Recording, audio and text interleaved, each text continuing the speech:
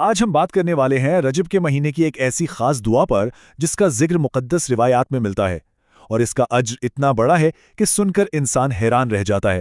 تو آئیے سیدھا چلتے ہیں اس غیر معمولی وعدے کی طرف جو اس عبادت سے جڑا ہے۔ دیکھتے ہیں کہ وہ کیا ہے۔ روایت میں آتا ہے کہ اللہ تعالیٰ نے فرمایا، جو شخص رجب میں یہ کلمہ پڑھے گا اس کے 1000 سال کے گناہ معاف ہوں گے اور میں اسے 1000 سال کی عبادت کا ثواب دوں گا۔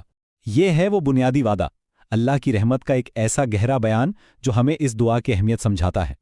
1000 سال، ذرا سوچئے، 1000 سال کے گناہوں کی معافی اور 1000 سال کی عبادت کا ثواب، ایک چھوٹے سے عمل کے بدلے اتنا بڑا انعام، واقعی حیران کن ہے۔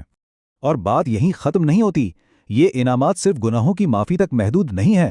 روایت میں آگے آتا ہے کہ اس عمل کو کرنے والے کا چہرہ قیامت کے دن 14ویں کے چاند کی طرح روشن ہوگا، اور اسے صدیقین یعنی سچ بولنے والوں میں شمار کیا جائے گا، جو آخرت میں ایک بہت ہی بڑا اعزاز ہے۔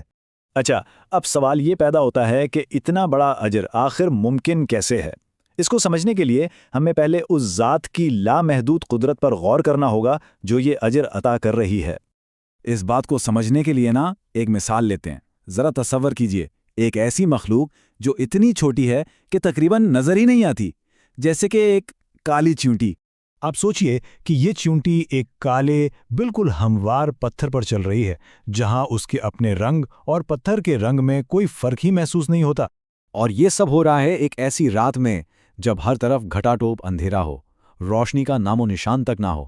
تو اللہ تعالیٰ فرماتا ہے، میں اس لکیر کو بھی دیکھ رہا ہوں جو وہ چیونٹی چلتے ہوئے بناتی ہے۔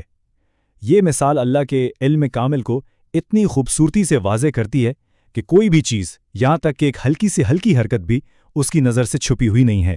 اسی طرح ایک اور مثال دی جاتی ہے کہ اگر دنیا کے 7 سمندر سیاہی بن جائیں، تمام درخت قلم بن جائیں اور سارے انسان اور جن لکھنے والے بن جائیں، تب بھی اللہ کی تعریف کے کلمات ختم نہیں ہوں گے۔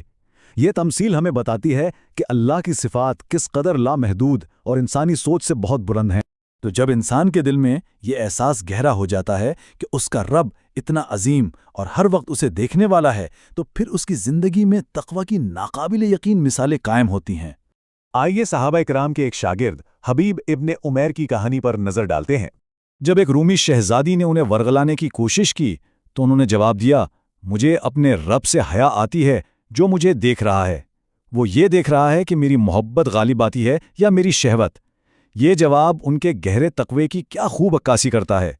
ان کی ثابت قدمی اتنی مضبوط تھی کہ وہ شہزادی مایوس ہو کر اپنے باپ کے پاس گئی اور کہا، آپ نے مجھے ایک پتھر، ایک لوہے کے ٹکڑی کے پاس بھیجا تھا، میں اسے کیسے گمراہ کر سکتی تھی؟ یہ خدا کے ہر لمحہ دیکھنے کے احساس کا ہی نتیجہ تھا کہ ان کا تقوی ناقابل تسخیر تھا۔ اللہ کی عظمت کا یہی احساس نبی کریم صلی اللہ علیہ وسلم کے صحابہ میں بھی تھا۔ حضرت سلمان فارسی نے جب جہنم کے بارے میں ایک آیت سنی تو اس کے خوف سے 3 دن تک روتے ہوئے پہاڑوں میں چلے گئے۔ تو آخر وہ کون سا عمل ہے جو خالق کی نظر میں اتنا زیادہ وزن رکھتا ہے؟ نبی کریم صلی اللہ علیہ وآلہ وسلم نے خود اس کا جواب دیا۔ آپ نے فرمایا، کیا میں تمہیں بہترین عمل نہ بتاؤں؟ وہ اللہ کا ذکر ہے۔ جی ہاں، انہوں نے اللہ کے ذکر کو ہی سب سے افضل عمل قرار دیا ہے۔ ذکر کا یہی عمل اس دعا کا مرکزی نقطہ ہے جس پر ہم آج بات کر رہے ہیں۔ چلیں اب بات کرتے ہیں اصل مدعے کی، کہ رجب کے مہینے میں ذکر کا یہ خاص عمل آخر کرنا کیسے ہے؟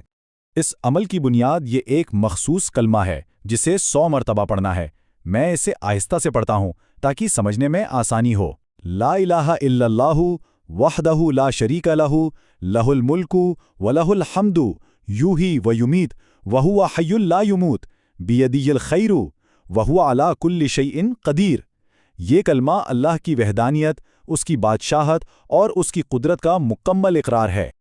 اور اس عمل کا طریقہ بہت ہی آسان ہے۔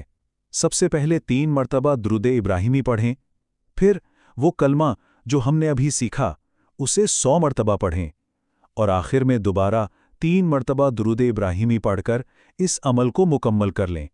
تو آخر میں یہ ایک سوال سوچنے پر مجبور کرتا ہے کہ اگر صرف ایک دن کے اس عمل کا اجر اتنا بڑا ہے تو پھر مستقل بندگی اور اللہ کے ذکر میں کون سے لامحدود امکانات پوشیدہ ہوں گے؟